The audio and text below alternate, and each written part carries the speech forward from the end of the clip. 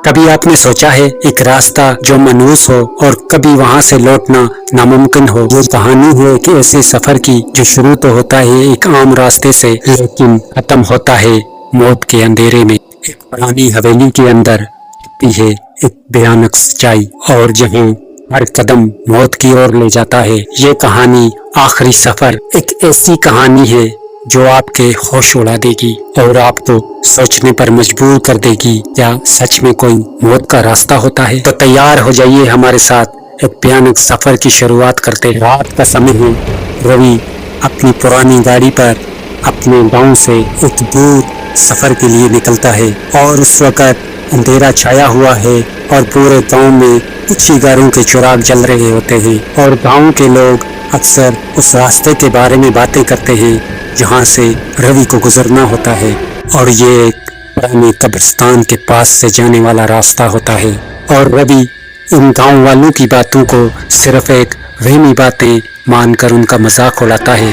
और रवि जैसे ही रास्ते पर आगे बढ़ता है, रास्ते के दोनों तरफ पुराने कब्रिस्तान है और जैसे ही वो कब्रिस्तान के पास से गुजरता है, एक पुरानी टूटी फूटी कब्र पर एक तख्ती लगी हुई होती है और जिस पर लिखा होता है यहाँ से लौटना नामुमकिन है और जो इस रास्ते से गुजरेगा उसका अंत पक्का है। और रवि मजाक में उसे पढ़ता है और अपनी गाड़ी की रफ्तार तेज कर देता है, लेकिन अंदर ही अंदर वो एक अजीब सी घबराहट महसूस करता है। और रवि कुछ ही दूर चला होता है, तभी अचानक मौसम बिगड़ने लगता है और गहरे बादल आकाश को ढक लेते हैं और तेज हवाएं चलने लगती है और रवि का ध्यान रास्ते से हटने लगता है, जैसे कोई अजीब ताकत उसके आसपास घूम रही हो और रास्ता एकदम वीरान और सन्नाटे से भर जाता है। और रवि अपने रेडियो को ऑन करने की कोशिश करता है, लेकिन उसे सिर्फ स्टैटिक सुनाई देती है।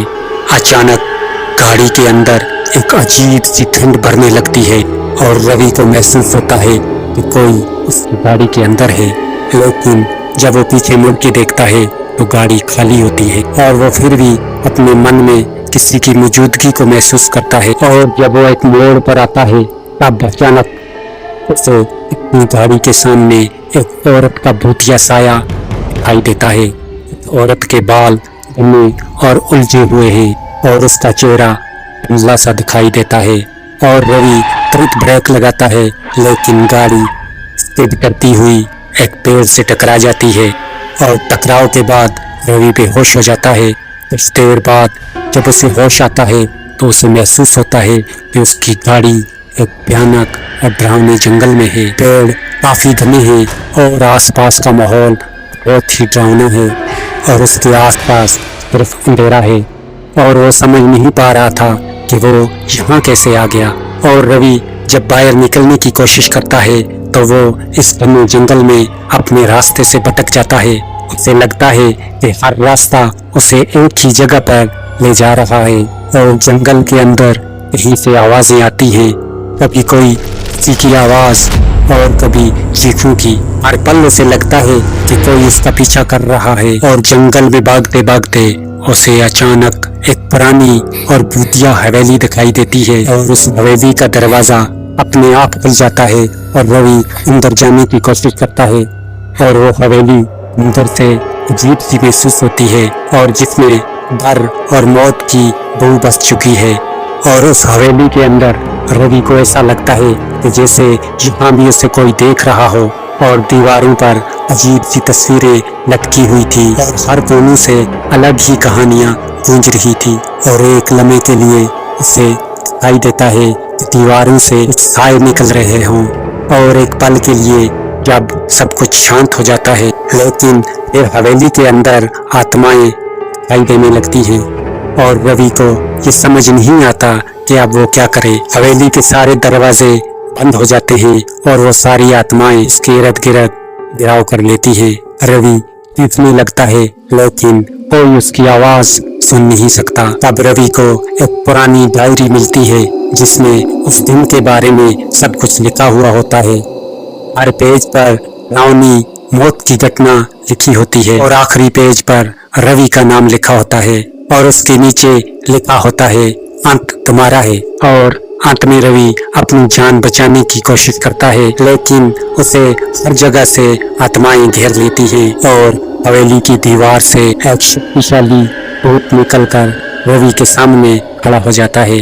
तब रवि अपनी जान बचाने के लिए हवेली के चारों ओर भागने की कोशिश करता है, लेकिन हर रास्ता बंद हो चुका है और उसके सामने वो शक्तिशाली भूतिया रूप खड़ा है। और जब वो आत्मा रवि की ओर अपना हाथ बढ़ाती है तो रवि का दिल धक धक करने लगता है और रवि की चीखों से हवेली गूंज उठती है और एक भयानक ठंड से उसकी जान निकल जाती है और फिर धीरे से सब कुछ शांत हो जाता है।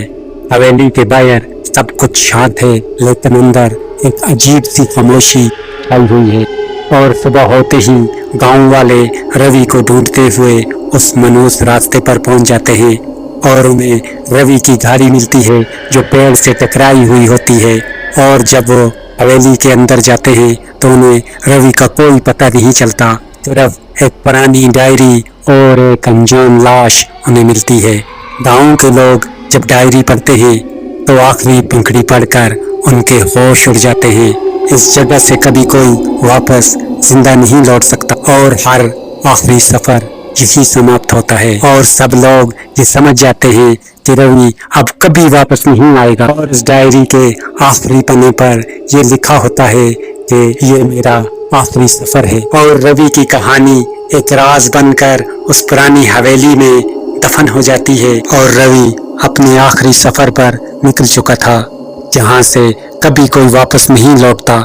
इस कहानी का डर, मौत और राज हमेशा के लिए रवि के साथ छुप गया और अब उस मनहूस रास्ते से गुजरना हर किसी के लिए एक भयानक याद बन चुकी है। आखिरी सफर अब एक कहानी नहीं बल्कि एक सच बन गया है, जहां मौत हर मोड़ पर छुपी हुई है। और अगर आपको ये कहानी पसंद आई है तो वीडियो को लाइक और चैनल को सब्सक्राइब करना न भूलें।